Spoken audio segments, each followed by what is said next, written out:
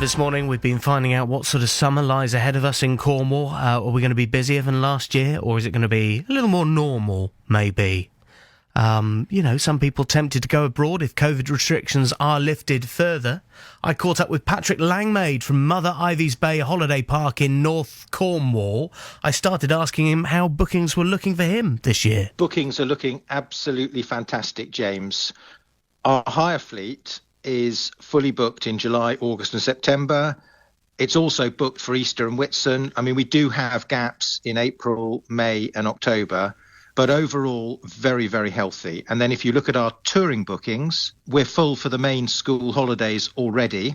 Bookings are always slower, though, for touring. And we expect that we'll be picking up June and September bookings as we get closer to those dates.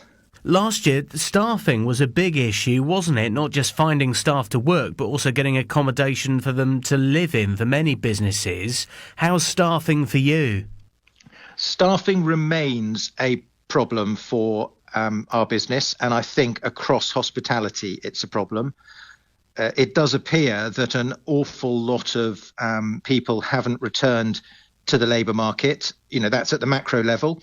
At the micro level, I'm paying my cleaners £11 at the moment an hour, and I'm increasing that for my 2022 season to £12 an hour. So that's a 9% wage increase, all adding to cost pressures. But I would add that when it comes to wages, I do see it as an investment to be nurtured rather than an unwelcome cost. I don't mind that particular cost increase. You think the long-term gain to pay, because that is an impressive wage, 12 quid an hour, you think that then keeps staff in the job and then you don't have the problems sort of trying to find people to work for you? It helps with recruitment.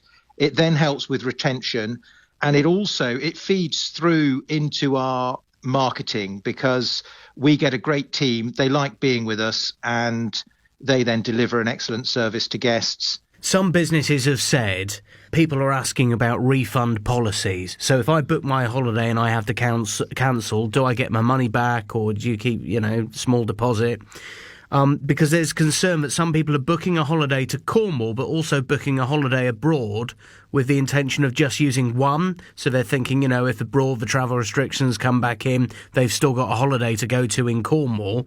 That could be a problem if we get a load of cancellations for Cornish holiday businesses if there's no restrictions to travel and they can go abroad. Have you seen any evidence of that? I hear a lot of people talking about it. We don't experience much of that at Mother Ivy's, partly probably because of our terms and conditions. I mean, we take a 50% deposit with booking. We don't find that we suffer from people requesting refunds because the people who book, they know the basis on which they're booking. They've made their financial commitment through the deposit and they actually want to come to Mother Ivy's. And I turning it on its head, I actually think it's quite selfish of people to book 2 holidays. Patrick Langmaid, owner of that holiday park there, Mother Ivy's Bay in North Cornwall.